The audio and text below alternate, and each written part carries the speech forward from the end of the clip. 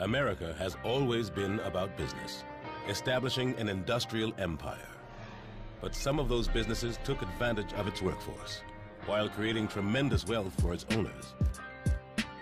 Monopolies were challenged and labor laws enforced, causing competition among businesses to grow even stronger, and perhaps nowhere more fiercely than in the music business. With access to abundant hopefuls, record companies easily exploited artists and controlled the distribution of music in record stores and on the airwaves. Artists were often coerced or forced into contracts that gave up ownership of their own music. Black artists especially took a hit. Barred from the radio because they were black, they were forced to let white performers cover their music. Black entrepreneurs started record companies only to emulate business practices of the past. In the 1970s, below the music industry's radar, a new art form developed in the inner cities. Incorporating dance, art, fashion, and music, hip-hop gave a voice to inner city youth. Considered a mere fad, the music of hip-hop was ignored by mainstream record companies. But as independent rap releases shockingly started selling in the hundreds of thousands, the major labels had to take notice. A collision between art and business was inevitable, beginning with the very first breakout rap record. Fuck Hank, man.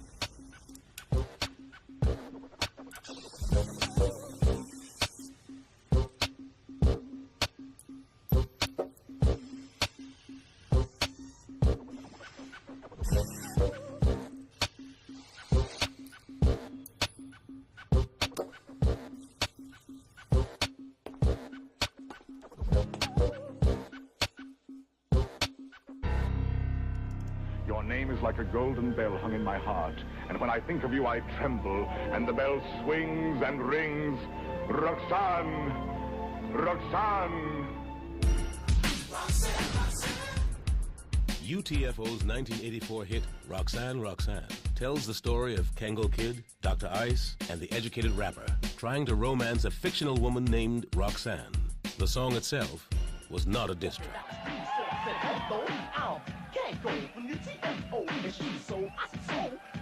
With the song in the public eye, a relatively unknown Queensbridge DJ named Marley Marl, who by day worked in the Sergio Valente jean factory, decided to record a response to Roxanne, Roxanne.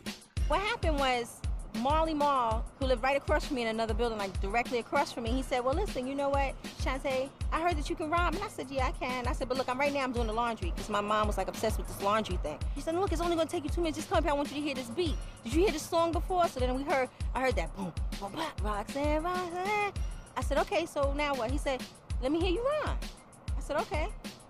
Well, my name is Roxanne. And he was like, my name is Roxanne. Don't you know, I just a cold rock a party and I do this show. I said I met these three guys and you know it's true. Let me tell you and explain them all to you. I met this dude with the name of a hat. I didn't even walk away. I didn't give him no rap. The first 5,000 copies, I think, was pressed up from the record company recording it over the radio. Listen very close, because I don't say this every day. My name is Roxanne, and they call me Shantae. And so, you know, here I am on the radio for the first time, and, you know, my name's just starting to, you know, blow up a little bit, and someone's shooting me down, you know, right after my success. Pow! Every time that I see him, he says, you see, compared to me, it's weak compared to mine.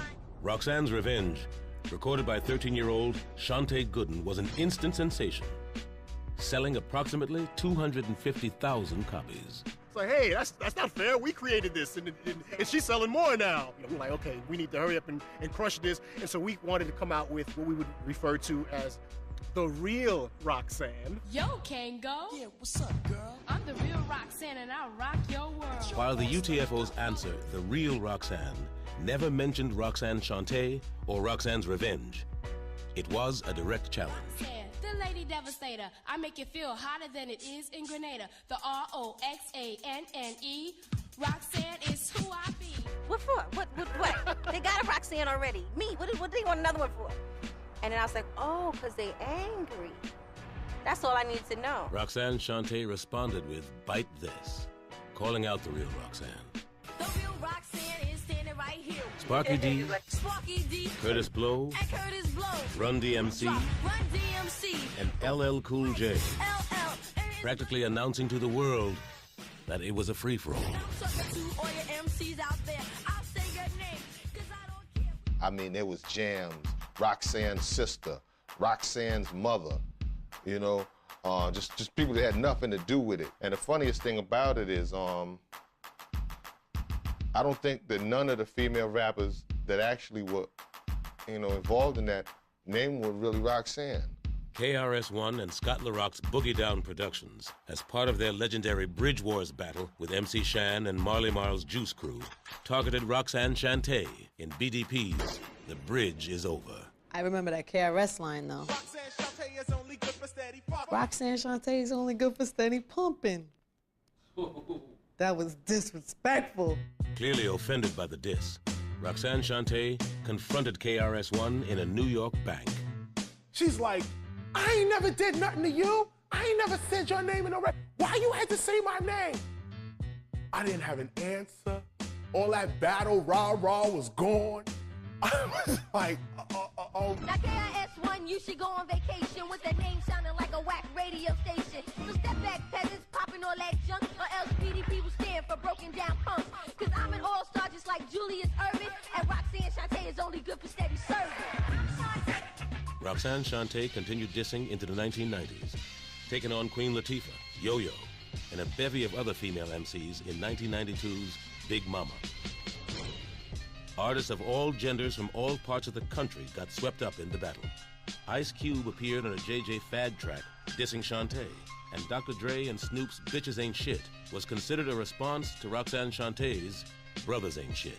Everywhere I went, there was somebody answering the Roxanne answer. And when I'm telling you that there was over 55 response records, we're talking records that were actually played. You'll never have another Roxanne phenomenon again, ever. It'll never happen again. Roxanne battles remain significant in the history of hip-hop as the moment when rappers discovered that dissing other artists on wax could both start careers and sell records. My whole situation was a fluke, and I thank Kango for that and for being very hostile about that, because that's what turned it into a career. Because had they not been so upset about me being Roxanne, like, no, she's not, no, that's not right, I'd have never been able to make those other 15 records. As increasingly violent lyrics propelled rap record sales to new heights, record companies raked in huge profits and ignored the possible consequences of displeasing an artist from the streets. So there was a knock on the glass door, and I was reading a paper, and I looked up, and it was Ice Cube, and he had 3 of his homeboys with him, and they were, you know, they had their trench coats on and weren't looking too happy, and I said, "What's up, Cube?" And I opened the door for him. There were no security procedures at the time. You know, he just stared me down, walked past me, and his crew walked past and went then into the president's office. Brian Turner and Mark Cerami were co-presidents of Priority Records. At that time, one of the biggest record companies and distributors in the business. About 5 minutes later, I heard screaming and glass breaking. There was something going on, so I jumped out of my desk, I got up, I ran out, and I get to my partner's door, it's closed, and I hear all this screaming going on. Cube was standing over Brian with a baseball bat, and he had his 3 guys standing behind him, and Cube turned around and screamed at Mark and I to get the hell out of the office. Mark, get out of here, man. I'm cool with you. Just please, just leave. And this has nothing to do with us, and I was glad to hear that, and I took a step back. And I said, Cube, I can't do that, man. This is my partner. I have to stand here, and I have to make sure nothing happens here. If you're gonna fight, we're gonna fight. If you're not gonna fight, let's talk about this. Cube smashed the TV and hit Brian's glass desk, and screaming about he didn't have the money that Eazy-E had and why is Eazy paid and I'm not. He stormed out of the office and smashed his gold and platinum plaques on the wall in the lobby. Squad cars all over the place, and they're all ready to bust everybody and everything. And Cube's a good guy. You know, he's a damn good guy, and he's always been very, very good to Priority and very good to me. And people coming after us like crazy. And he said, hey, hang on. What are you people doing? Oh, here is a problem with Cube, we're going to take him in jail. I said, no, you're not. I said, there's nothing going on. And they finally got it in their mind, and they left. They didn't like it. They wanted to bust somebody. So I said to Cube, I said, meet me in Marina del Rey tomorrow. And I rented a 50-foot power boat, a fishing boat. So we went out and we went fishing for about 4 hours. They made us lunch, and then we listened to a bunch of Cube's new album, and he said that there was a problem. He said he was owed money, this and that. And I said, then there is no problem. I said, it's taken care of. You'll get the money. And I got back to the office, and I straightened it out immediately. That was my introduction to the rap game, because at the time, I guess I was 19 or 20. It was my first, 6 months or a year at the company. So from there, it all made sense after that. As the 90s progressed, business increasingly destroyed friendships and partnerships. Labels faced off against label, group against group, and friend against friend.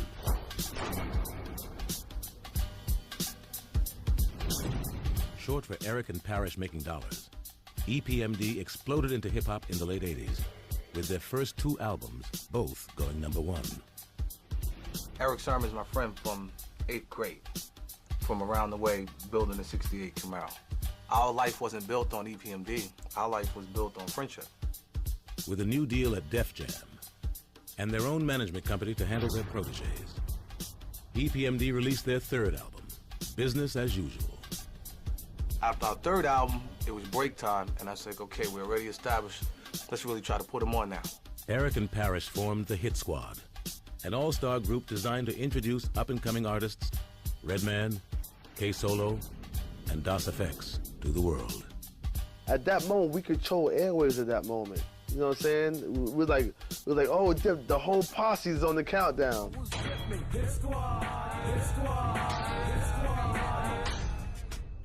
One day Eric said, yo, I don't want to mess with the business. I just want to chill, so P, you handle that. My whole thing was music. I wanted to rap, giving people what they wanted, the whole 9 and just be busy and chill with my boys, ride around the cars and just chill. EPMD began work on their 4th album, Business, Never Personal. In the middle of recording that album in the house we in, 4 gunmen broke into my home. I was coming home from doing something, and I went to the 7-Eleven to get a box of Phillies. So if I didn't stop and go get those Phillies that day, I would have walked right into an ambush. Several men entered the house, and at gunpoint, forced everyone inside to the ground. The gunmen began to search the house. It was asking for me, where's P? I was so close to it that when I pulled up in my driveway, my man was tied up and I couldn't hear him because we had the system loud. And when I turned it down, I was like, yo, what? Then my alarm went off upstairs. The gunman fled the scene. And then I seen all these people running up the street. So I drove around a corner and I seen a blue car pull out. I get the plate number. So by the time I got back from following the guys to getting the plate number, the cops was already at my house. The first person who I'ma call when it went down, I call Eric. I said, E, you ain't gonna believe it. Work continued on the Hit Squad and the Business Never Personal LP. For months, nothing came of the break-in. August 25th, 1992, my man said, yo, we gotta go down to the precinct. This is 2 weeks before we about to go on the Hit Squad tour. So he's like, yo, you ain't gonna like what you're gonna hear. So I'm like, I'm running with the energy and I'm not really conscious. You know how sometimes you think you're ready for something and whatever. So we drive down there to the precinct, Detective Flom at the 3rd precinct in Brentwood, Long Island, 5th Avenue. His first words to me was like, hey, Parrish, is your group breaking up? And I was like, what do you mean? He says, because we caught the guys who broke in your house and they signed a statement saying that your partner, Eric Sermon, paid him $5,000 to break in your house. We interviewed the witnesses. Music. Hip-hop gave a voice to inner-city youth. Considered a mere fad, the music of hip-hop was ignored by mainstream record companies. But as independent rap releases shockingly started selling in the hundreds of thousands, the major labels had to take notice. A collision between art and business was inevitable. America has always been about business, establishing an industrial empire. But some of those businesses took advantage of its workforce, while creating tremendous wealth for its owners. Monopolies were challenged and labor laws enforced, causing competition among businesses to grow even stronger. And perhaps no heard from the radio because they were black. They were forced to let white performers cover their music. Black entrepreneurs started record companies, only to emulate business practices of the past. In the 1970s, below the music industry's radar, a new art form developed in the inner cities, incorporating dance, art, fashion, and music, beginning with the very first breakout rap record. Fuck Hank, man.